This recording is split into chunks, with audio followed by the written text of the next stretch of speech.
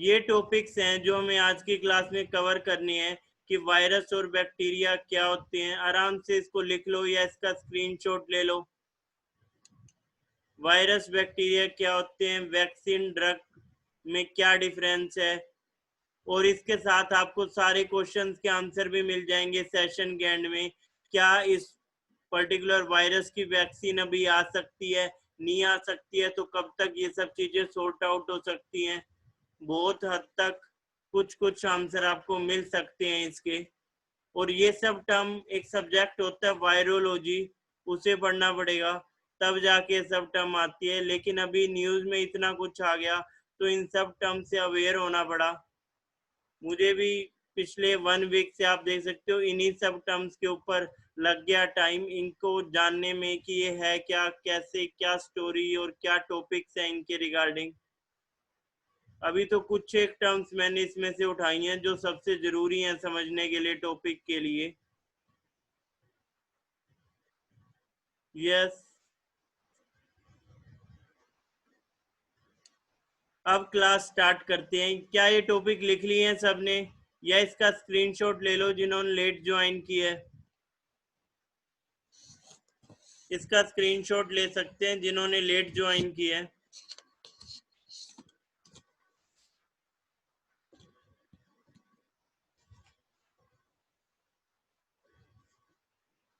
लिख चुके हैं सब लोग? डन। ठीक है, नेक्स्ट टॉपिक की तरफ बढ़ते हैं और आज का फर्स्ट टॉपिक लिखते हैं हम। ये तो थे आपके क्या क्या आज आपने पढ़ना है। अब सबसे पहले अगर हम फर्स्ट टॉपिक की बात करें तो फर्स्ट टॉपिक है वायरस के रिगार्डिंग ही। हमें इस पर्टिकुलर वायरस ही नहीं, ओवरऑल भी इनको समझना है हमने, वायरस को और बैक्टीरिया को। और इसके लिए हेल्प मिली है मुझे class 11-12 biology NCERT book. NCERT book में क्लियरली ये मेंशन है, सिंपली आप समझ सकते हो 4.5, या मैं इसको एग्जैक्ट हिंदी में बता देता हूँ, 450 करोड़ साल पहले अर्थ क्रिएटेड। अब हमारी अर्थ, ये टोटल इसकी मैं बात करूं, 450 करोड़ साल पहले अर्थ बनी थी। और 450 करोड़ साल की मैं बात करूं उस समय अर्थ कैसे बनी थी, तो उसके पीछे साइंटिस्ट की 3-4 थ्योरीज हैं, और वो यूनिवर्स के टॉपिक में कर सकते हैं डिस्कस। अभी के लिए आपको हिंट है, गैस जायंट क्लाउड था और उसके रिगार्डिंग वो सारी स्टोरी है, पर अभी के लिए खुद को रोकते हैं, बस ये पॉइंट याद रखते हैं क्योंकि समझने के लिए है। लेकिन अर्थ पे लाइफ सबसे पहले शुरू हो रही है इसके 100 करोड़ साल बाद, यानी 350 करोड़ ईयर्स, यहां से लाइफ शुरू होगी। यस, 350 करोड़ ईयर्स यहां से आप देख रहे हैं कि लाइफ स्टार्ट होगी अर्थ पे। और अर्थ पे सबसे पहले हम लाइफ की बात करें तो ये लाइफ स्टार्ट हुई थी, आप कह सकते हो सिंपली माइक्रोब्स, या फिर आप कह सकते हो धीरे धीरे बैक्टीरिया। ठीक है, नेक्स्ट, या फिर जो हमारा टॉपिक है हम उसकी तरफ आ रहे हैं, वायरस। तो यहाँ से हम देख रहे हैं इतना पुराना इनका इतिहास है, यानी 350 करोड़ साल। ठीक है, यस, बिग बैंग थ्योरी तो यूनिवर्स की क्रिएशन के लिए, अर्थ की क्रिएशन के लिए और भी थ्योरीज हैं along with big bang. Microbes, bacteria, virus इतने साल पुराने हैं, 350 करोड़ साल का आप इनका टाइम देख रहे हो। और अगर हम टोटल यूनिवर्स की बात करें तो उसका फिर अलग हो जाता है टाइम, 13.8 बिलियन ईयर्स अगो, पर उसको अभी डिस्कस नहीं कर रहे हैं। लेकिन इंसान की बात करें तो इंसान का इतिहास आप सिंपली समझ सकते हो। अगर इंसान के लिए आपको 3 पॉइंट क्लियर होने चाहिए। फर्स्ट आपको लिखना है होमो इरेक्टस। होमो इरेक्टस के बाद आया था होमो सेपियंस, और होमो सेपियंस के बाद हम देख रहे हैं, या फिर आप इससे भी पहले का अगर हिंट लेने लगो तो होमो हैबिलिस, होमो हैबिलिस सबसे पहले आया, फिर होमो इरेक्टस, फिर होमो सेपियंस। होमो सेपियंस को आप मॉडर्न मैन या वाइज मैन आप कह सकते हो। वाइज मैन यानी समझदार, जो इंसान के पास दिमाग ज्यादा आया वो इसी समय में आया। और 14,000 ईयर्स एगो हमने एग्रीकल्चर में आप कह सकते हो डेवलपमेंट, या फिर आप ये कह सकते हो कि एग्रीकल्चर की स्टार्टिंग हो गई थी, एग्रीकल्चर स्टार्टेड। और अगर हम बात करें अर्बन सिविलाइजेशंस की, तो वो शुरू हुई 5 से 6 हजार साल पहले, अर्बन सिविलाइजेशन। तो इंसान की आप बात करो, इंसान का पीरियड आप देख रहे हो कोई बहुत बड़ा पीरियड नहीं है एज कंपेयर टू, अगर हम देखने लगे किंग को, यानी बैक्टीरिया और वायरस को देखें, ये अर्थ पे कितने टाइम से हैं। और अगर हम इंसान को देखने लगे तो इंसान 14,000 साल से एग्रीकल्चर सीखा, 5 से 6 हजार साल पहले से अर्बन सिविलाइजेशन है। और मॉडर्न ह्यूमन को आप जनरली समझने लगो तो आप ऐसे समझ सकते हो, modern human 1.6 lakhs years ago बना था। Modern human 1.6 lakhs years ago बना था। आज का जो आप इंसान देख रहे हो 1.6 लाख ईयर्स एगो।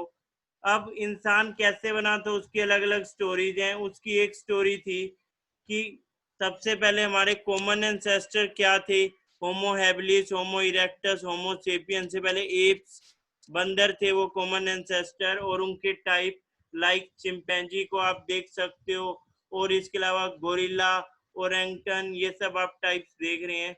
लेकिन इन्हीं में से एक टाइप आप देख रहे हैं ऑस्ट्रेलॉइड्स की, और भी 2-3 टाइप हैं, वो कन्वर्ट हुई और वो बाइपेडलिज्म की तरफ आई। बाइपेडलिज्म,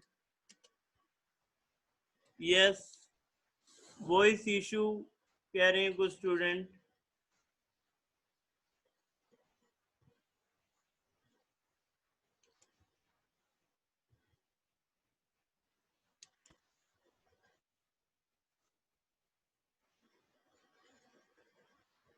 यस,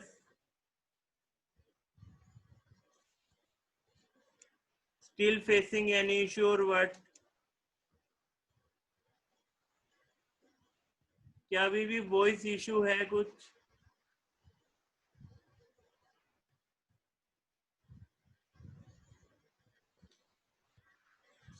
ठीक है, वहीं से डिस्कस करते हैं। बाइपेडलिज्म का मतलब था कि इंसान 2 पैरों पे चलने लगा।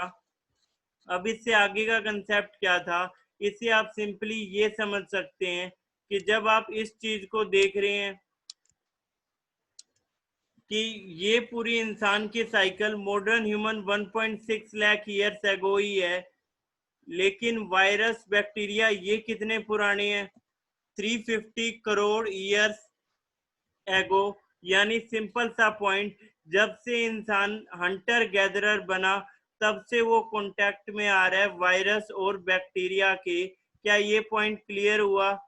बैक्टीरिया, माइक्रोब्स, वायरस की जो हम बात कर रहे हैं, बैक्टीरिया वायरस का टोटल हिस्ट्री इतना बड़ा है अर्थ के ऊपर, और ह्यूमंस का हिस्ट्री आप देख रहे हो कितना।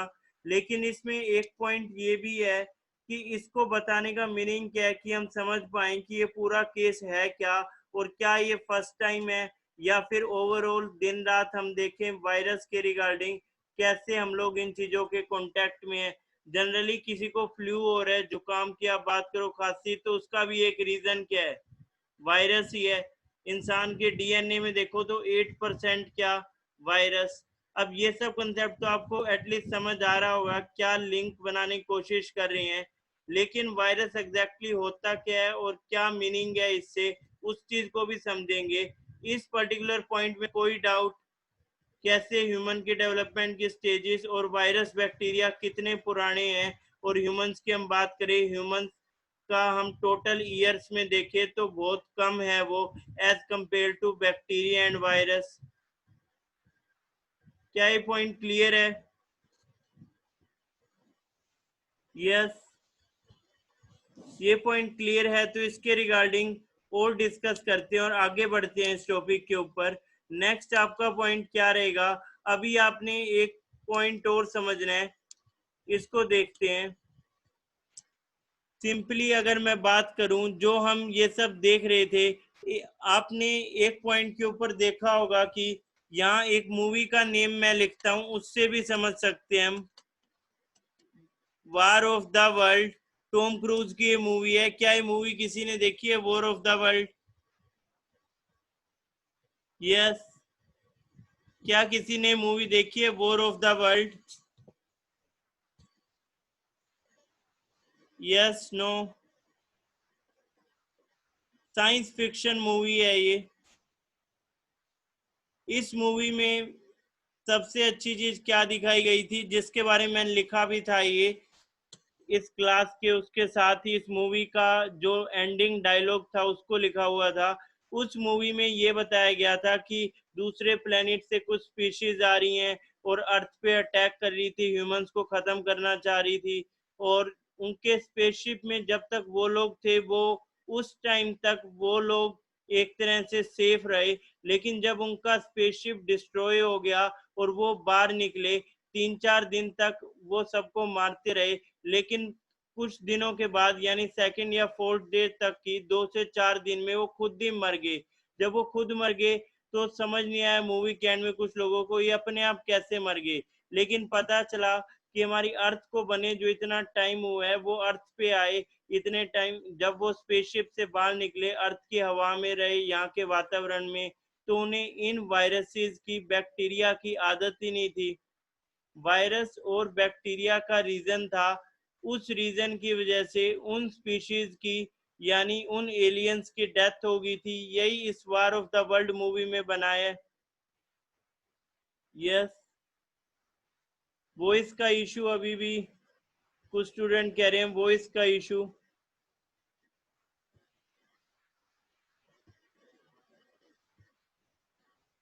यस, सिंपली आप ये देख रहे हैं war of the world movie में क्या रहा, उन एलियंस की हम बात कर रहे हैं, उन एलियंस की अपने आप से डेथ हो रही है। और डेथ होने का रीजन बताया गया कि वो इन्वायरमेंट के, अर्थ के इन्वायरमेंट के टच में आए।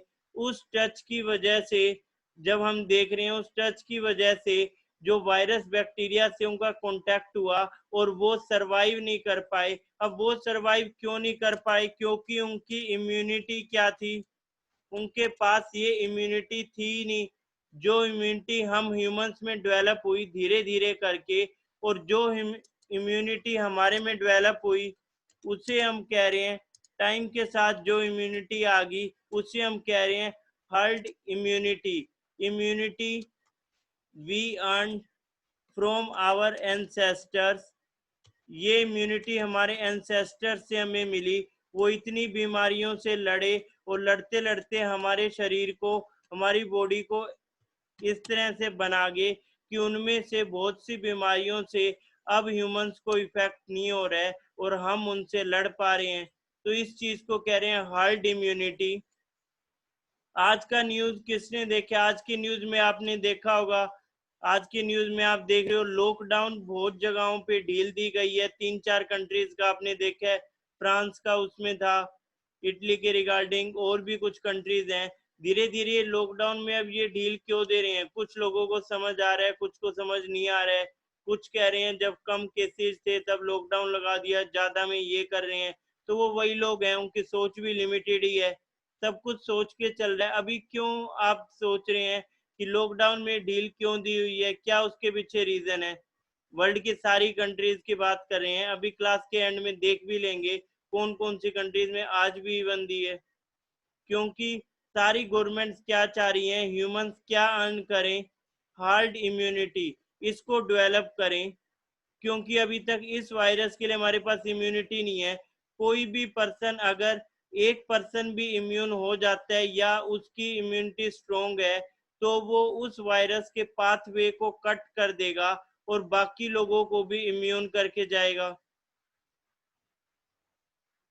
यस, ये डायरेक्ट इम्यूनिटी से रिलेटेड है, पर कैसे इसको और आगे समझेंगे लेक्चर में। अभी के लिए समझ आया उन एलियंस की डेथ का कारण क्या था, वॉर ऑफ द वर्ल्ड हम क्यों डिस्कस कर रहे थे। उन एलियंस के डेथ का कारण बने थे वायरस एंड बैक्टीरिया। वो वायरस और बैक्टीरिया की वजह से सरवाइव नहीं कर पाए थे वो एलियंस। इसमें war of the world movie में ये था। अब अगर हम ह्यूमंस की बात करें तो इसमें एक पॉइंट आपको याद रखना है। जनरली आप वायरस और बैक्टीरिया को देखो तो वायरस को आप कह सकते हो ये एक तरह से इनएक्टिव होता है, इनएक्टिव। और बैक्टीरिया तो लिविंग और डेड भी हो सकता है, ठीक है। बैक्टीरिया लिविंग भी हो सकता है या डेड भी। वायरस को आप लिविंग या डेड नहीं कह सकते हैं, वायरस को आप इनएक्टिव कह सकते हैं। वायरस को इनएक्टिव क्यों कह रहे हैं? आपने कई तरह के जोक सोशल मीडिया पे सुने होंगे कि कोरोना वायरस बहुत ही स्वाभिमानी वायरस है, जब तक आप उसे लेने बाहर नहीं जाओगे वो घर पे नहीं आएगा। शायद आपने ये सब जोक सुने होंगे कि कोरोना वायरस बहुत ही स्वाभिमानी वायरस है, जब तक आप लोग बाहर नहीं जाओगे वो घर पे नहीं आएगा। ऐसा क्यों कह रहे हैं? सिंपल सा रीजन है, कोई भी वायरस है वो इनएक्टिव है, अपने आप से वो मूव नहीं कर सकता है, वो चल नहीं सकता है। वायरस को दूर ले जाने के लिए उसे एक होस्ट चाहिए, मतलब कोई उसे टच करे, कैरी करे और कैरी करके उसे ले जाए साथ। वो तो चलने के लिए तैयार है, ले जाओ उसे और जाके किसी दूसरे पर्सन को भी कर दो, वो तो यही चाह रहा है। यस, बिल्कुल ठीक कह रहे हैं पूनम कि उसे होस्ट चाहिए मल्टीप्लाई करने के लिए। वायरस एक सरफेस के ऊपर रह सकता है और वो सरफेस पे कितना टाइम रह रहा है क्या अलग, वो अलग सिनेरियोज हैं। पर वायरस की आप बात करो, वो इनएक्टिव है, वो वहीं पे ही है। अगर आप उसे कैरी कर रहे हैं तो वो दूसरी जगह पे जा सकता है, ये तो अपने एंड से मूव नहीं कर सकता है। तो क्या ये पॉइंट क्लियर हुआ? वायरस के केस में आप देख रहे हैं इनएक्टिव, और आप बैक्टीरिया के केस में देख रहे हैं लिविंग। यस, यस, कैसे मल्टीप्लाई होगा, क्या प्रोसीजर है, उस सब को भी डिस्कस करना है। अभी तक इसमें कोई डाउट है तो बताएं। Any doubt in this one? Virus bacteria में एक पहला डिफरेंस पता चला, ठीक है। नेक्स्ट पॉइंट, अगर हम वायरस की बात करें, वायरस को हिंदी में जैसे विषाणु कह रहे हैं, बैक्टीरिया को जीवाणु कह रहे हैं। और इन वायरसेस की टोटल 16 लाख स्पीशीज हैं वर्ल्ड में, 16 लाख स्पीशीज इन वर्ल्ड। और 8.5 लाख डेंजरस, इन 16.5 में से 8.5 लाख डेंजरस है ह्यूमंस के लिए, डेंजरस फॉर ह्यूमंस, ठीक है। और बाकी की इतनी नहीं। जितने भी आप पुराने के पेंडेमिक्स भी देखोगे, अभी डिस्कस करेंगे पेंडेमिक। यस, इनकी भी फैमिलीज है, कोरोना फैमिली है, और इसके अलावा हम और भी कुछ फैमिलीज देखेंगे। जो H1N1 की इन्फ्लुएंजा वाली फैमिली थी वो अलग है, कोरोना क्यों कह रहे हैं वो भी देखते हैं। तो टोटल आप 16 लाख स्पीशीज देख रहे हो, 8.5 लाख जिसमें से डेंजरस है ह्यूमंस के लिए। Out of this 8.5 lakh dangerous for humans. और जो वायरस से जनरली हम दिन रात इंटरेक्ट करते ही हैं वायरस से, पर कुछ वायरस ज्यादा आप कह सकते हो डेंजरस हैं और कुछ इतने डेंजरस नहीं होते हैं। अब इस वायरस को क्यों इतना कह रहे हैं उसे भी डिस्कस करेंगे। वायरस और बैक्टीरिया में एक मेजर डिफरेंस क्लियर हुआ। वायरस क्या है? इनएक्टिव है, इसको एक होस्ट चाहिए कैरी करने के लिए। यह सार्स के पॉइंट के ऊपर, मर्स, इन सब के ऊपर आएंगे, अभी तो बेसिक डिस्कस कर रहे हैं। बैक्टीरिया एक लिविंग या डेड हो सकता है, ये पॉइंट क्लियर है। अब नेक्स्ट आते हैं अब इस वायरस के ऊपर कि वायरस होता क्या है, या फिर किसको जनरली वायरस कह रहे हैं, वायरस वर्ड बना कैसे, क्या इसके लिए पॉइंट है। तो सिंपली आप लिखोगे, इसमें एक पॉइंट आप लिख सकते हो, virus are small particle of, virus are small particle of, small particle of genetic, virus are small particles of genetic material. इस डेफिनेशन को आप लिख सकते हो समझने के लिए, virus are small particles of genetic material. अब ये जेनेटिक मटेरियल में क्या आ जाएंगे? इसमें आ जाएंगे न्यूक्लिक एसिड्स, डीएनए आरएनए। कोई भी वायरस में या तो डीएनए होगा या आरएनए होगा। Virus are small particles of genetic material either DNA or RNA that are surrounded by protein coat that are surrounded by protein coat। Yes, जो corona virus है वो आरएनए है, ठीक है, उसके लिए आरएनए आप देख रहे हो। नेक्स्ट लिखते हैं। क्या ये पॉइंट क्लियर हुआ? इतने तक कोई डाउट? कि वायरस को आपको बताया है वायरस इनएक्टिव है, उसे एक होस्ट चाहिए कैरी करने के लिए। टोटल इतनी स्पीशीज हैं और इतनी स्पीशीज डेंजरस है ह्यूमंस के लिए, ठीक है। Virus are small particle of genetic material either DNA or RNA that are surrounded by protein coat। Any doubt? Yes, यहाँ तक कोई भी डाउट किसी को?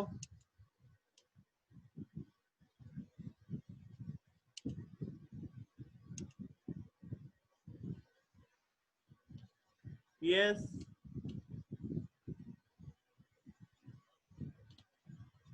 Any doubt in this one?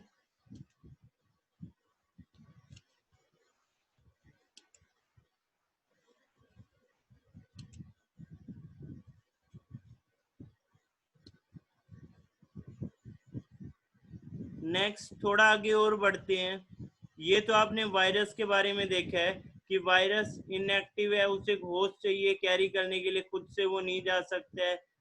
16 lakh species हैं जिसमें से आधी 8.5 लाख डेंजरस है ह्यूमंस के लिए। बैक्टीरिया की हम बात करें, मोस्टली बैक्टीरिया यूजफुल होते हैं, पर कुछ एक बैक्टीरिया डेंजरस भी हैं, जैसे टीबी के लिए बैक्टीरिया जो है उसने सबसे ज्यादा ह्यूमंस को मारा है, तो वो तो अलग पॉइंट हो जाएगा। पर यहाँ वायरस के ऊपर डिस्कस कर रहे हैं।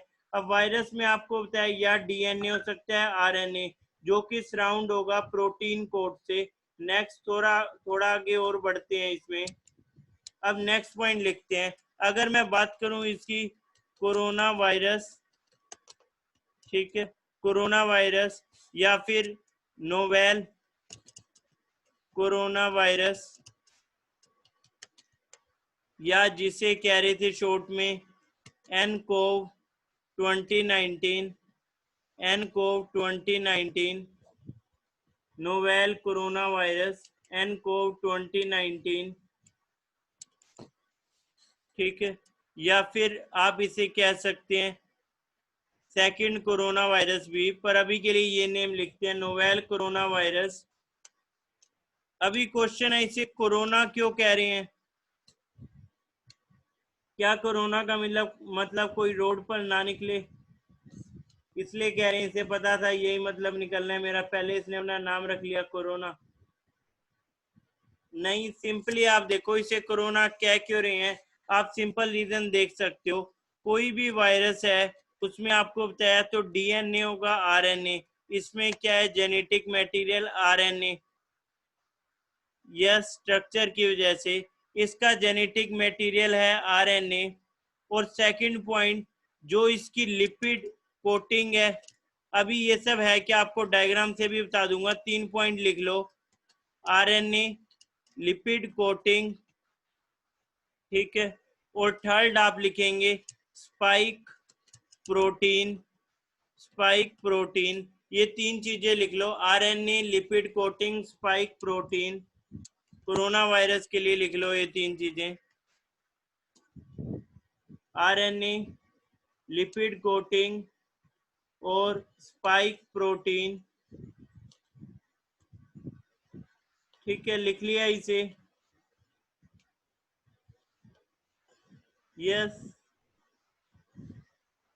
अब आरएनए, डीएनए और आरएनए में से एक आपने देखना था, तो इसके लिए आप देख रहे हैं इसमें आरएनए। लिपिड कोटिंग मींस चारों ओर इसके वो प्रोटीन स्ट्रक्चर, इसीलिए कहते हैं हाथ धो लो और ये वायरस खत्म। ये लिपिड कोटिंग या तो हैंड सैनिटाइजर या फिर जस्ट आप कह रहे हैं हैंड वॉश के बाद इस कोटिंग ये रिमूव हो जाएगी और ये वायरस उस टाइम के लिए इनइफेक्टिव डिस्ट्रॉय भी हो जाएगा।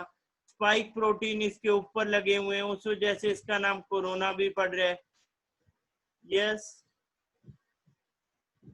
अगेन वॉइस इश्यू कह रहे हैं कुछ स्टूडेंट, फिर से डिस्कस करते हैं इसे।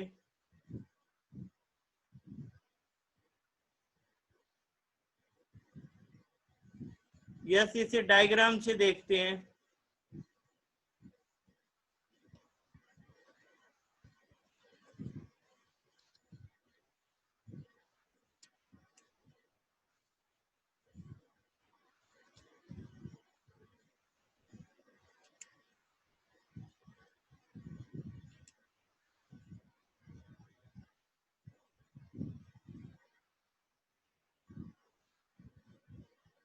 वॉइस के रिगार्डिंग कुछ स्टूडेंट कह रहे हैं, वॉइस के रिगार्डिंग इशू है।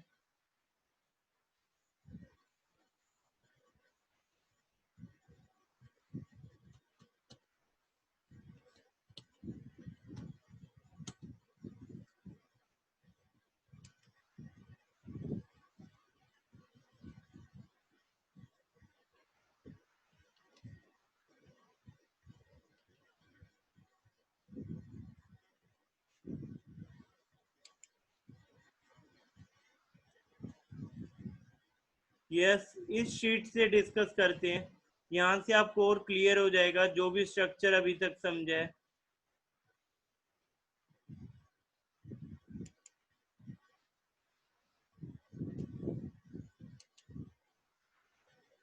यस, स्क्रीन पे सब कोई विजिबल है?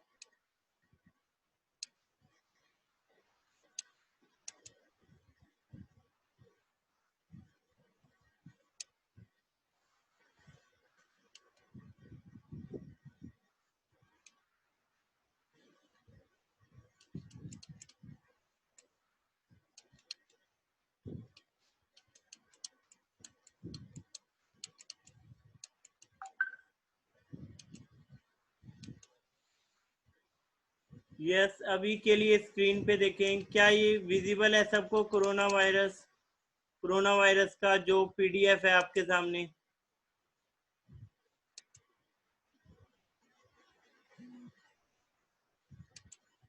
इस स्ट्रक्चर को आप देख रहे हैं, जो ये आप एक जो राउंड शेप में आप देख रहे हैं, इसको लिपिड कोटिंग कह रहे हैं, लिपिड कोटिंग। और जो आप इसमें ये जो कांटे की तरह बाल निकले हुए देख रहे हैं, इन्हें कह रहे हैं स्पाइक प्रोटीन। अब इनको माइक्रोस्कोप में डिटेल में जब देखा गया तो इस तरह से लगा कि जैसे एक क्राउन हो, तो वहां से नेम बना कोरोना, क्राउन की तरह ये लगे। इन्हें आप देखो तो इस तरह से लग रहे थे जैसे ये क्राउन हो, तो वहां से ये नेम पड़ा कोरोना। तो ये आप देख रहे हो किस तरह से, ये आप लिपिड कोटिंग देख रहे हो। इधर जो है ये आपकी लिपिड कोटिंग, मैं लिख देता हूं इसे। ये तो होगी आपकी लिपिड कोटिंग। और इसके अलावा ये आप देख रहे हैं, ये है ये spike protein, spike protein, spike protein.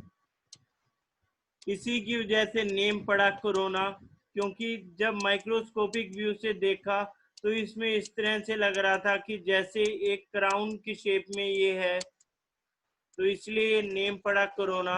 यहाँ से क्या ये 3 पॉइंट अब क्लियर हो गए? तो आपने देखा कोरोना वायरस में 3 चीजें आपने देखी हैं। एक आपने देखा आरएनए, आरएनए का ये वायरस है, डीएनए इसमें आप नहीं कह रहे हो। सेकंड, जो लिपिड कोटिंग है, उससे बचने के लिए हैंड वॉश कर लेते हैं, या फिर इसको इनएक्टिव या डिस्ट्रॉय करने के लिए सिंपली सैनिटाइजर या हैंड वॉश, लिपिड कोटिंग। और तीसरा पॉइंट क्या है? Spike protein. स्पाइक प्रोटीन के ऊपर अभी मैंने टिक किया है। इन 3 पॉइंट में कोई डाउट हो तो बताओ। आरएनए इसमें विजिबल नहीं है, इसके अंदर है वो structure. Yes, any doubt in this one? RNA, lipid coating and spike protein. Yes, बिल्कुल स्पाइक प्रोटीन ही हेल्प करेगा उसे एंटर करने के लिए होस्ट सेल में। वो पॉइंट अभी डिस्कस करेंगे। कोई डाउट यहां तक? यस, कोई भी डाउट यहां तक?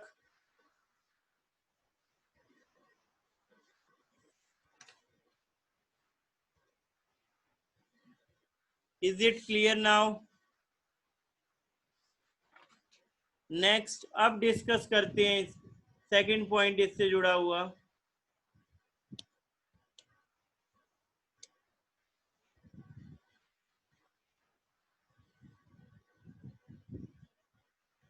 कोरोना वायरस की जब आप बात करो, ये भी जो फैमिली इसके लिए आप देख रहे हो, कोरोना वायरस 1, कोरोना वायरस 2, उसको भी डिस्कस करना है।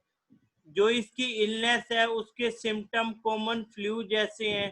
कॉमन फ्लू जैसे सिम्टम्स की आप बात करें तो उसका एग्जांपल क्या, उसका एग्जांपल हो जाएगा जैसे आप देख रहे हैं कफ, और उसके अलावा ये SARS भी अभी पढ़ेंगे हम, उसमें तो रेस्पिरेटरी इशू होगा, पर हाई फीवर और बाकी सारे सिम्टम्स फ्लू वाले ही हैं इसमें भी।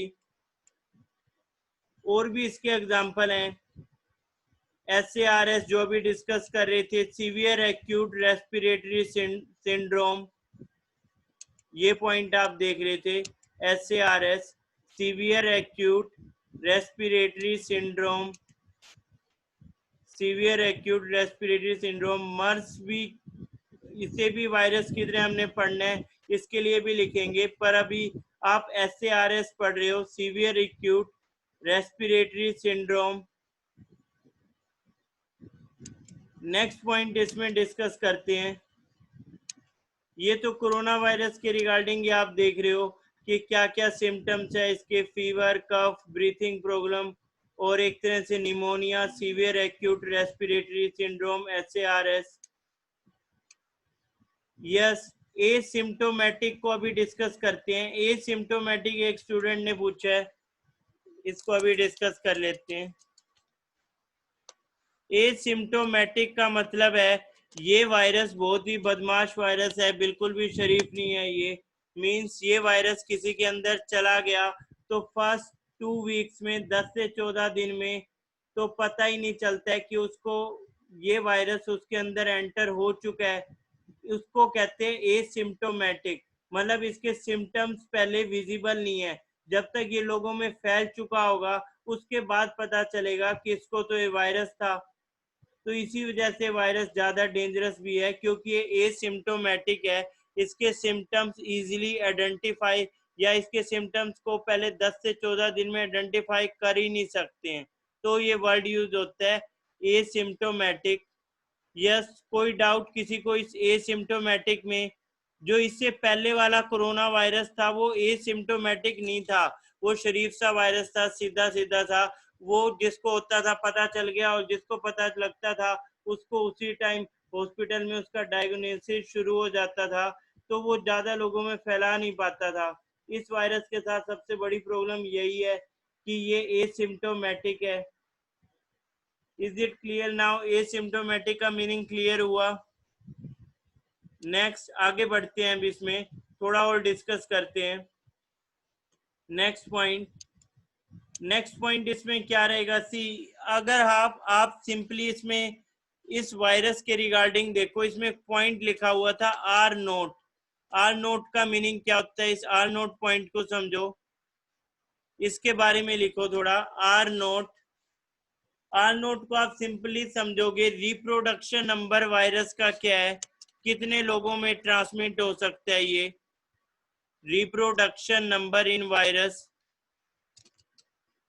Reproduction number in virus. इस वायरस के केस में ये नंबर 1.5 से तो आप इसे समझ सकते हो जनरली, और ये 3.5 या 4 तक है, 1.5 to 3.5। आर नोट का मतलब है reproduction number. Yes, R naught का मतलब है रिप्रोडक्शन नंबर। फैलने का डर भी आप समझ सकते हो, बिल्कुल सही।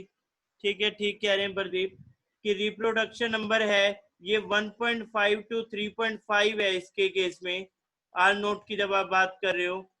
तो कोरोना वायरस का आर नोट तो ये है। इसके अलावा आपको एक वर्ड बताया था मोर्टेलिटी रेट। मोर्टेलिटी का मीनिंग क्या होता है किसी भी चीज में? मोर्टेलिटी का मीनिंग क्या होगा बताओ? आप हर चीज में पढ़ते हो, infant mortality rate, mother mortality rate. Yes, एक तरह से आप क्या समझ सकते हो, डेथ रेट। ठीक है, मोर्टेलिटी रेट आप सिंपली क्या समझ सकते हैं, डेथ रेट, यानी कितने लोगों को ये, एक तरह से आप ये समझ सकते हो कि डेथ रेट इसके लिए कितना चल रहा है। अभी के लिए आप जनरली सोचो कितना ये चल रहा है डेथ रेट। और या इंडिया के कॉन्टेक्स्ट में हम देखें, आज सुबह मैं न्यूज देख रहा था तो इंडिया के लिए ये अभी है, मॉर्निंग की न्यूज के अकॉर्डिंग बता रहा हूँ, फिर से चेंज हो गया तो अलग। हेल्थ मिनिस्टर ने ये बताया था 3.3% मोर्टेलिटी रेट है, 3.3%। आर नोट का मीनिंग है रिप्रोडक्शन नंबर इन वायरस, यानी ये कितने लोगों में एक पर्सन के द्वारा फैलाया जा सकता है। 1.5 to 3.5 मीन्स जिसको है वो 3.5 यानी 4 लोग समझ लो, 4 लोगों को फैला सकता है। उन 4 में से फिर एक पर्सन, फिर वो और 4 को, और वो अगले 4 को। इसका मतलब है रिप्रोडक्शन नंबर, कितने लोगों में वो फैला सकता है, उसको आप सिंपली आर नोट कह सकते हैं। ठीक है, क्या ये पॉइंट क्लियर है? इसके अलावा एक वर्ड इसमें यूज होता है रिकवरी रेट। इंडिया के लिए रिकवरी रेट कितना है? ठीक है, रिकवरी रेट, यस। कुछ स्टूडेंट कह रहे रिपीट। मोर्टेलिटी रेट का मतलब है डेथ रेट, यानी 3.3% मोर्टेलिटी रेट का मतलब 100 में से 3 लोगों की डेथ हो रही है जिनको ये जो इस वायरस से इन्फेक्टेड है, ये आपका मोर्टेलिटी रेट में आता है। ठीक है, इसको आप डिस्कस कर रहे हैं। अब नेक्स्ट पॉइंट आ रहा है आपका, यस, रिकवरी रेट का पॉइंट तो बहुत इशू, ये रिकवरी रेट का पॉइंट तो बहुत इजी है। रिकवरी रेट कितना है? 30% है इंडिया के केस में, 30%, 30%। ठीक है, आज सुबह की न्यूज में दिखा रहे थे 30%। और आप इसमें एक पॉइंट और, डबलिंग रेट। डबलिंग रेट का मतलब जो लोग सोच रहे हैं कि अभी 60,000 केस हो गए हैं और कुछ नहीं होगा, ज्यादा नहीं होंगे, तो फिर उन लोगों को बिल्कुल भी समझ नहीं है। जब साफ साफ डबलिंग रेट दिखा रहे हैं इतने दिन में, तो यानी सिंपली मीनिंग है उसके नियर अबाउट डबल होंगे, 1 लाख भी होंगे, ये और भी बढ़ सकते हैं। दवाई नहीं मिली तो कितने लाख में जाएंगे अभी कोई प्रिडिक्ट नहीं कर सकता है। यूएस में 12 लाख से ऊपर आप कब के देख रहे हो? तो डबलिंग रेट अभी बढ़ के आज सुबह 12 डेज पे आ गया है, यानी आज से 12 दिन और देख लो, तब ये डाटा अगर आज 62,000 या 61 है, तो तब 1 लाख से अबव फॉर श्योर जा सकता है, अगर कोई मेडिसिन या फिर कोई वैक्सीन या ड्रग या फिर लोग अगर समझदार नहीं बने, तो ये इसी रेट में ये बढ़ेगा ये वायरस। क्योंकि कोई भी गवर्नमेंट एक लिमिट से ज्यादा लॉकडाउन या स्ट्रिक्टनेस नहीं कर सकती है, लोगों को जरूरी सामान भी चाहिए और बाकी भी उनकी नीड्स हैं, लेकिन गवर्नमेंट रिक्वेस्ट कर सकती है सोशल डिस्टेंसिंग के लिए, और खुद से लोग अवेयर रहें, यूज करें हैंड सैनिटाइजर, एंट्री से पहले सोप, ये सब पॉइंट। लेकिन जितना केयरलेस लोग बनेंगे उतने ही ज्यादा वो अफेक्टेड होंगे। अभी आप देख ही रहे थे कैसे सब लोग लाइन में लगे हुए थे कुछ खरीदने के लिए। तो डबलिंग रेट तो आप देख रहे हो। तो ये डबलिंग रेट की बात कर रहे हैं, 12 डेज। क्या ये पॉइंट क्लियर हुए? 4 पॉइंट। आर नोट का मतलब कितने लोगों को एक व्यक्ति फैला सकता है, ऐसे समझ लो सिंपल भाषा में, एक व्यक्ति कितने लोगों को फैला सकता है। मोर्टेलिटी रेट का मतलब डेथ कितनों की हो रही है टोटल में से। ठीक है, रिकवरी रेट कितने ठीक हो रहे हैं। डबलिंग रेट अभी जो लोग बीमार हैं वो कितने टाइम में और ज्यादा उनसे डबल हो जाएंगे। ठीक है, यानी उतने नंबर ऑफ केसेस और आ सकते हैं, उसको कैलकुलेट कर रहे हैं। अभी आप देख रहे हो 60,000 से ज्यादा, तो आप खुद देखो 30,000, 10-11 कितने दिन पहले 30,000 थे, तो अब 60,000 हो गए। तो इस तरह से ये 4 पॉइंट क्लियर है, R naught, mortality rate, recovery rate और डबलिंग रेट। कोई डाउट इसके regarding? Yes, any doubt in this one? अगर ये क्लियर है तो फिर थोड़ा आगे बढ़ते हैं इसमें। नेक्स्ट, इस वायरस की हम बात करें, सी इस वायरस का साइज बहुत बड़ा नहीं है, आम वायरस के मुकाबले भी। साइज बड़े का मतलब ये नहीं है बाकी वायरस तो बहुत बड़े होते हैं, ये छोटा रह गया, पर नहीं, ओवरऑल आप देखो तो बाकी वायरस के कंपैरिजन में साइज बहुत बड़ा आप नहीं कह सकते हो, 20 से 30 नैनोमीटर है इसमें, लेकिन स्टिल ये वायरस बहुत डेंजरस है। और ये डेंजरस क्यों है? क्योंकि इसकी पैथोजेनिसिटी और ट्रांसमिशिबिलिटी बहुत ज्यादा है। अब ये क्या होती है, इसको लिखो, पैथोजेनिसिटी एंड ट्रांसमिसिबिलिटी। इन दो टर्म्स को समझते हैं। पैथोजेनिसिटी, पैथोजेनिसिटी है प्रॉपर्टी ऑफ कोजिंग डिजीज। जहां वॉइस का थोड़ा इशू मुझे नेटवर्क की वजह से आज लग रहा है, तो मैं लिख देता हूं इस चीज को। प्रॉपर्टी ऑफ कोजिंग डिजीज मतलब ये कितने लोगों को बीमार कर सकता है। और ट्रांसमिशिबिलिटी, अगेन ट्रांसमिशिबिलिटी का मतलब है to cross species, cross species, to cross species to infect, to cross species to infect. यानी इसका मतलब क्या, अभी के लिए क्या मान रहे हैं, ये वायरस जो है ये इंसान में कैसे आया है, किसी ना किसी एनिमल होस्ट से आया है ये, ठीक है। ज्यादातर लोग क्या बिलीव कर रहे हैं, अभी तक जो स्टडी में आया, कल को कुछ चेंज हो जाए तो नहीं कह सकते हैं, या तो ये बैट से आया है या फिर ये सी फूड से, सी मार्केट से आया है। अभी तक ये दो थ्योरीज चल रही हैं, ठीक है। ये आप ज्यादातर लोग तो इसी में बिलीव कर रहे हैं, क्योंकि बैट में बहुत सारे आप देख रहे हैं वायरस। कुछ साल पहले आपको केरल में निफा वायरस का केस याद होगा, वो भी फ्रूट बैट से रिलेटेड था, ठीक है। बैट बहुत बड़े होस्ट हैं वायरस के, और वहां पे आप देख रहे हैं इस वायरस के स्टार्टिंग जब आप देख रहे थे वुहान चाइना से, और वहां की दो मार्केट्स, एक तो वेट मार्केट आप कह रहे हो, और एक जो उनकी सी फूड की मार्केट है, वहां से कहीं ना कहीं कह रहे हैं कि इसकी स्टार्टिंग हुई होगी। अभी तक 100% श्योर नहीं, पर यही कहा जा रहा है शायद इन्हीं मार्केट से इसकी स्टार्टिंग हुई होगी। रीजन क्या बताया, रीजन का कि आप सिंपली देखो, सबसे बड़ा इशू क्या है, इंसान क्या चाह रहा है, इंसान ये चाहता है कि ओवरऑल गवर्नमेंट भी ये चाह रही है जीडीपी बढ़े, ठीक है, जीडीपी बढ़े। अब उसके लिए इजी सोर्स क्या मिल गया उन्हें, वो ये चाह रहे हैं कि चाइना में उन्हें एग्रीकल्चर में इन्वॉल्व ना होना पड़े, एग्रीकल्चर में वो इन्वॉल्व नहीं हो रहे हैं, और इन एनिमल्स को कंज्यूम कर रहे हैं। जंगली जानवर है, इनका कोई प्राइस, यानी बहुत सस्ते में इन्हें मिल गए, जंगल से इन्हें ले आए और इन्हें कंज्यूम करने लगे, इन्हें वो लोग खाने लगे, सब जंगली जानवरों को।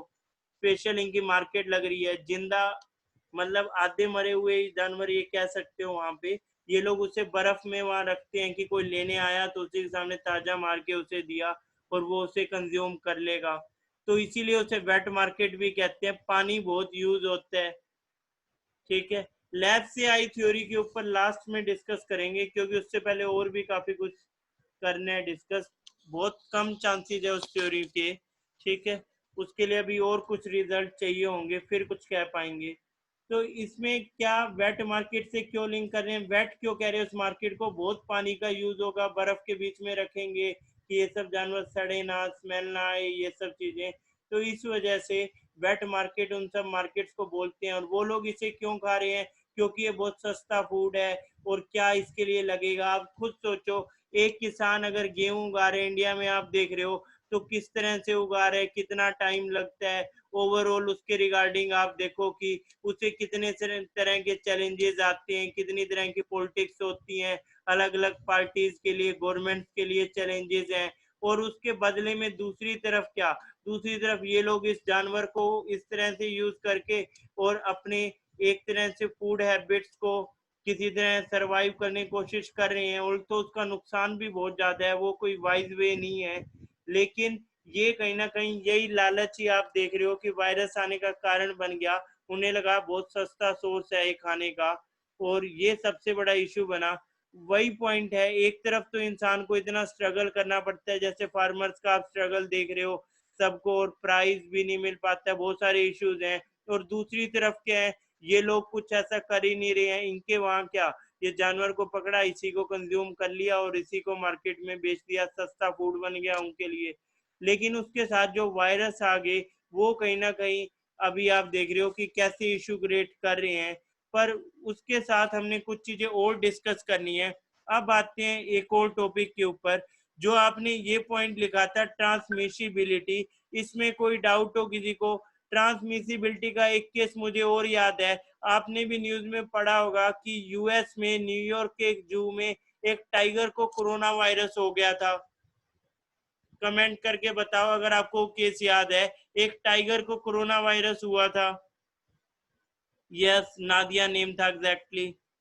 ठीक है, तो यानी ये वायरस इस तरह से फैल सकता है। इस तरह की डिजीज को कहते हैं जूनोटिक डिजीज, यानी जो एक स्पीशीज से दूसरी स्पीशीज में जा सकती हैं। जूनोटिक डिजीज इसे कह रहे हैं, एक स्पीशीज से दूसरी स्पीशीज में जा सकती हैं। ठीक है, जैसे जानवरों से अभी इंसानों में आ गई, इस तरह की और भी पहले कई डिजीज, कई वायरस हैं। जैसे बर्ड फ्लू होता था, वो बर्ड फ्लू इसलिए था जो पोल्ट्री फार्म में काम करते थे उन्हीं को हो जाता था वो, तो उन्हें बर्ड से हो गया तो बर्ड फ्लू बोल दिया, वो भी एक वायरस था। तो ये जूनोटिक डिजीज है, यानी क्रॉस स्पीशीज, एक स्पीशीज से दूसरी में आ सकती हैं, किसी पालतू जानवर से आए या जंगली जानवर से आए। पर ज्यादा रीजन ये बता रहे हैं, जैसे कोरोना वायरस भी, कोरोना वायरस खुद से कभी नहीं आता, हम लोगों ने उसे इनवाइट कर दिया। हम लोग जंगलों की तरफ गए, जंगली जानवर लेके आए, जंगल काट रहे हैं और उनको खा रहे हैं, तो अपने आप उनके वायरस से भी हमारा इंटरेक्शन हो रहा है, जिसके लिए हम तैयार नहीं है। हमारी बॉडी अभी तक उसके लिए इम्यूनिटी तैयार नहीं करी है। लेकिन इंसान ने लालच में वो कर लिया, क्योंकि खेती उसने वो वहाँ कर नहीं रहे हैं, फार्मिंग वो कर नहीं रहे हैं, उन्हें सस्ता फूड ये लग रहा है। तो इस वजह से कहीं ना कहीं ये सब इशू तो बना। पर ये जूनोटिक डिजीज का वर्ड भी याद रखना। अब आते हैं कि ह्यूमंस में ये फैलता कैसे है, ह्यूमंस में इसकी एंट्री कैसे होती है, ह्यूमंस में इस वायरस की एंट्री कैसे होती है। सी, इस वायरस की एंट्री के लिए सिंपल सा पॉइंट है, किसी सरफेस के ऊपर ये वायरस है। ठीक है, एक सरफेस पे ये एक वायरस है, इस वायरस वाले सरफेस को टच कर लिया एक ह्यूमन ने। टच करने के बाद उसका जो हैंड है वो धीरे धीरे चला गया उसके माउथ, नोज, आईज के पास। माउथ के केस से समझ लेता हूँ मैं सबसे इजी, माउथ के पास चला गया। अब वहां से ये वायरस थोड़े दिन जाके मजे से लंग्स में बैठ गया, खुश है बड़ा, यहाँ पे आराम से मजे हो गए, उसे सही लग रहा है, कभी पानी आ रहा है, कभी कुछ, बढ़िया से यहाँ एंजॉय कर रहा है, ये किसी को बताया भी नहीं इसने। और इस वजह से उस पर्सन को कफ वगैरह हो रही है, उस वजह से बाकी लोगों को भी हो सकता है जिसने मास्क नहीं लगाया। उस पर्सन के लिए मास्क लगाना बहुत जरूरी है, जिसको इसका ये आप कहो कि कहीं ना कहीं उसको सिम्टम्स दिखें, लेकिन जनरली भी लगा रहे हैं तो हमारे लिए यूजफुल है। यस, सब कुछ है, कभी पिज्जा, कोल्ड ड्रिंक सब एंजॉय कर रहे हैं वहां पे। लेकिन धीरे धीरे क्या हुआ, ये वायरस पहले, हाँ, लंग्स के पास चलो पहुंच गया, मतलब थ्रोट से आगे निकल गया, गले तक था, तब तक एंजॉय कर रहा था। जब ये वहां पहुंच गया तो इसका पहला इंटरेक्शन सेल से होगा। अब सेल से जब इस वायरस का इंटरेक्शन हो रहा है, ये सेल के पास गया ये वायरस, अब सेल के पास जा रहा है, तो इस वायरस में क्या, इस वायरस में देख रहे हो स्पाइक प्रोटीन निकले हुए हैं, सींग निकले हुए हैं इसके ये। ठीक है, ये आप सीधे सीधे आप देख रहे हो। यस, हाँ बिल्कुल, वो पॉइंट है, कितने दिन उसमें रह रहे हैं। मैं जनरल एक स्टोरी फॉर्म में बता रहा हूँ सिंपली, कि आपको पता चल जाए कि बेसिक है क्या इसमें। ठीक है, तो ये उस सेल के पास गया ये वायरस। जब उस सेल के पास ये वायरस जा रहा है, तो सिंपली आप समझ सकते हो, ये उस सेल में ACE2 रिसेप्टर होता है, ACE2 रिसेप्टर, उससे चिपक जाएगा। ठीक है, उससे चिपक जाएगा ये ACE2 रिसेप्टर से, सेल का रिसेप्टर है ये ACE2 रिसेप्टर, और उससे चिपक के ये आप फिर समझ सकते हो, जो इसका स्पाइक प्रोटीन उसमें चला गया, ACE2 रिसेप्टर में इस वायरस का स्पाइक प्रोटीन चला गया, स्पाइक प्रोटीन। ठीक है, एंटर इन दिस, ये आप सिंपली समझ सकते हो, स्पाइक प्रोटीन इसमें चला गया। अब जब ये स्पाइक प्रोटीन इसमें चला गया तो फिर यहाँ से क्या होगा, फिर ये अपना आरएनए जो है इसका वो धीरे धीरे ये ट्रांसफर कर देगा। एक तरह से आप ये समझ सकते हो कि इसका आरएनए बाहर आ जाएगा और इसका आरएनए सेल में जाएगा और सेल में जाके सेल को कहेगा कि उसकी कॉपी बनाओ। सेल उसकी कॉपी बनाने लगेगा, वो कहेगा ठीक है ओके बॉस बना देता हूँ अभी, और धीरे धीरे ये उस सेल को हाईजैक कर लेगा। जैसे आप देखते हो कि टेररिस्ट हाईजैक कर लेते हैं प्लेन को, ये सेल को हाईजैक कर लेगा। ठीक है, सेल को ये हाईजैक कर लेगा और सेल को हाईजैक करने के बाद ये अपनी मल्टीपल कॉपीज बना लेगा इधर। ठीक है, ये अपनी मल्टीपल कॉपीज बना लेगा ये वायरस, और ये मल्टीपल कॉपीज बनती जाएंगी और धीरे धीरे ये उस सेल को ही मार देगा, उस सेल को ये मार देगा। अब ऐसे करके ये काफी सारे सेल को मारेगा, लेकिन हमारी बॉडी में हमें बचाने के लिए क्या है, WBC व्हाइट ब्लड सेल्स हैं, ये सोल्जर्स हैं, इन्हें CRPF कह दो, CAPF कह दो, आर्मी कह दो, बॉडी की white blood cells. White blood cell हमें बचाने के लिए तैयार है, लेकिन अभी तक इन्हें पता ही नहीं चला। तो जब ये डाइड सेल्स, यानी जो सेल्स जिनकी डेथ हो गई है, ये died cells flowing in blood stream, ये ब्लड स्ट्रीम में घूम रहे होंगे, जब उस टाइम की मैं बात कर रहा हूँ, फिर पता चलेगा WBC को ये क्या हो गया। तो WBC फिर उस टाइम कहेगा अटैक, अटैक आक्रमण की घोषणा कर देगा। आजकल ये भी देख रहा है WBC भी किस तरह से रामायण महाभारत चल रही है, तो आक्रमण बोल देगा ये। तो फिर WBC साइटोकाइन जो WBC के अंदर है इनको एक्टिवेट करेगा और ये साइटोकाइंस लड़ने के लिए जाएंगे।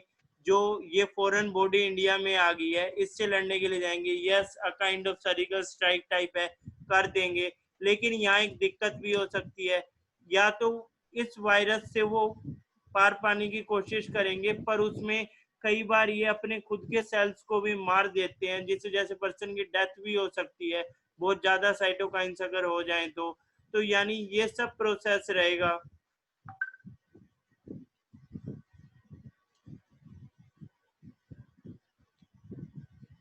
यस, कोई डाउट इसके रिगार्डिंग? इसके रिगार्डिंग कोई डाउट अभी तक जो बताया कि कैसे बॉडी हमारी रेजिस्ट करती है, क्या इशू है, एनी डाउट? यस, यहाँ तक का पॉइंट क्लियर हुआ सबको? ठीक है, नेक्स्ट पॉइंट की तरफ आते हैं। अब नेक्स्ट पॉइंट क्या है, अब आप इसको समझोगे। थोड़ा आगे और बढ़ते हैं। अब इस वायरस का जब फर्स्ट केस आया, लेकिन उस फर्स्ट केस के साथ ही हमें ये पता चला कुछ लोगों को ज्यादा दिक्कत इस वायरस से, कुछ को कम। ठीक है, इस वायरस की हम बात करें, कुछ को ज्यादा दिक्कत कुछ को कम। इसके लिए ये वर्ड आप लिख लो, कोमोर्बिडिटी। कोमोर्बिडिटी, इस वर्ड को लिख लो आप।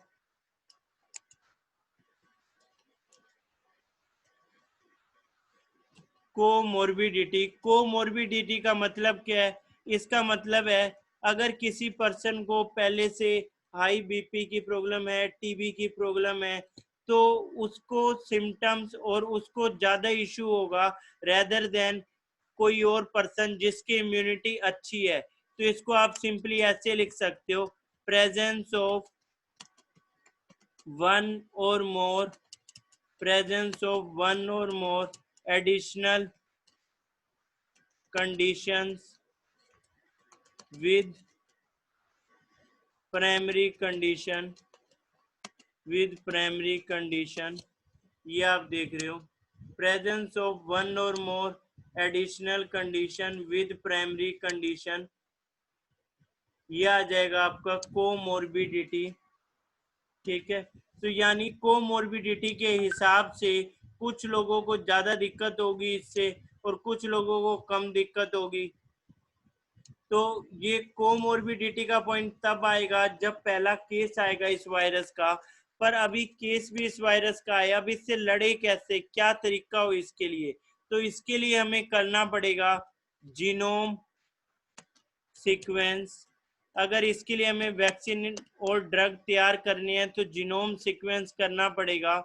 जीनोम सीक्वेंस होता क्या है इसको समझते हैं, इसके बारे में लिखोगे determining process of determining complete DNA sequence process of determining complete DNA sequence process of determining complete DNA sequence of an organism genome at a single time। इसके लिए अलग अलग इंस्टीट्यूट ऑफ वायरोलॉजी काम कर रहे हैं। यूएस के institute of virology की बात करेंगे, ठीक है। जीनोम सीक्वेंस का ये कंसेप्ट लिखा, process of determining complete DNA sequence. अब ये क्यों करना पड़ रहा है डीएनए सीक्वेंस की अगर हम बात करें, जो स्पाइक प्रोटीन है आपको बताया था, ये स्पाइक प्रोटीन कहाँ गया था, ये सेल की जब हम बात कर रहे थे, सेल में जब एंटर कर रहा है तो स्पाइक प्रोटीन से ही तो एंटर किया था। और वहां पे कहां से एंटर किया था, जहां ACE2 रिसेप्टर था, ACE2 रिसेप्टर वहां से एंटर किया था।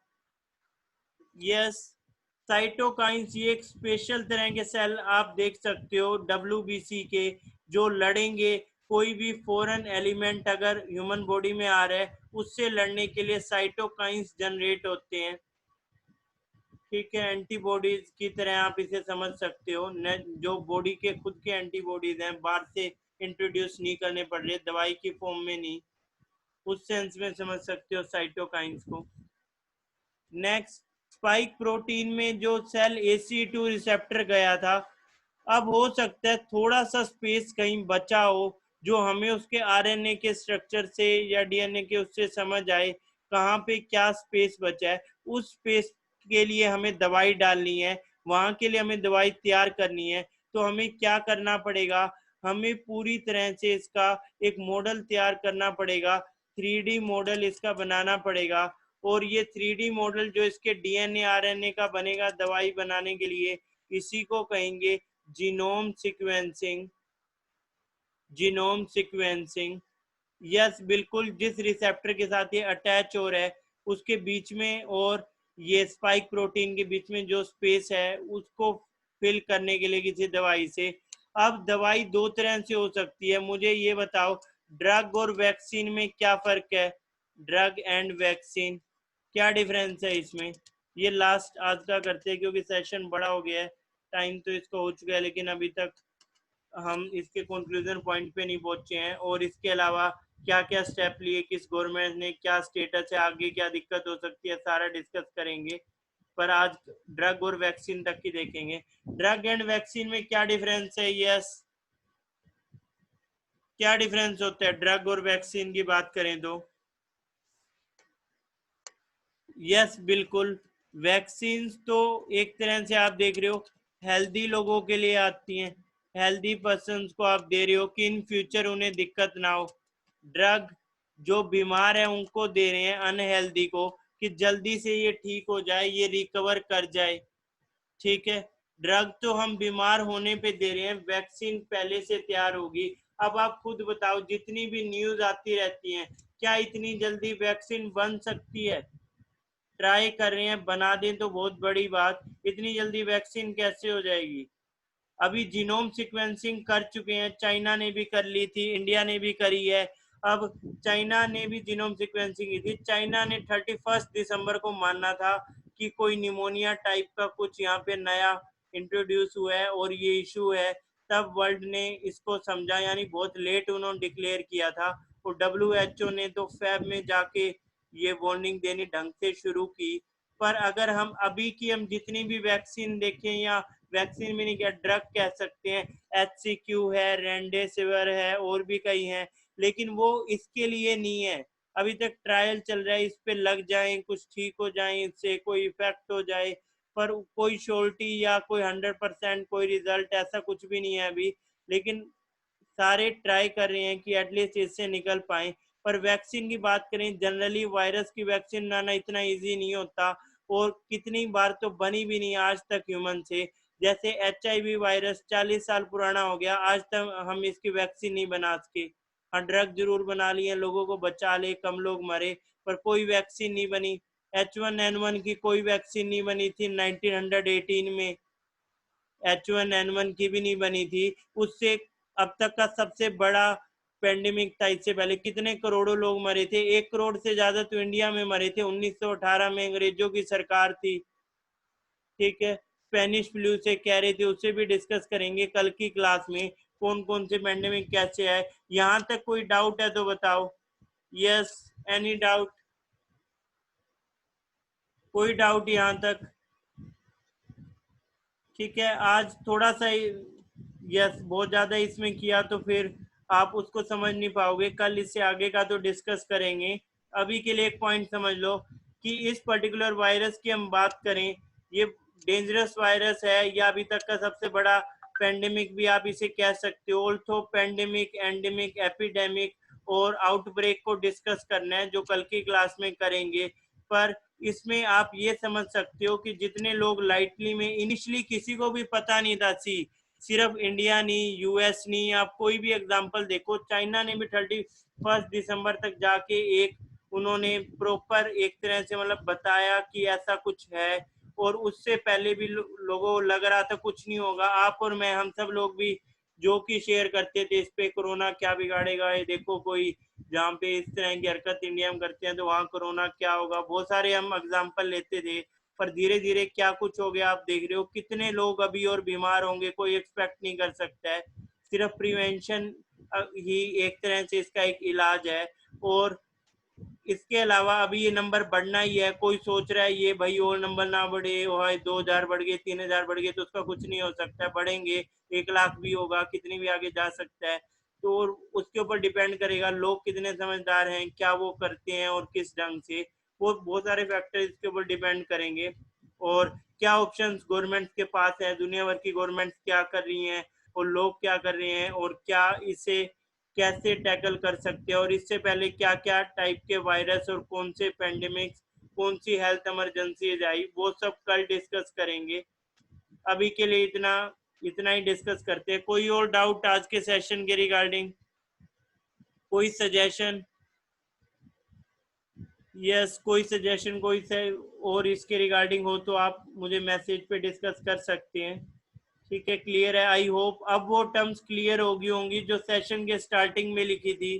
क्या वो टर्म्स अब क्लियर हैं जो सेशन के स्टार्टिंग में लिखी थी? नहीं तो कल मुझसे सेशन की स्टार्टिंग एक बार फिर से पूछ लेना अगर कोई डाउट उसके रिगार्डिंग हो तो।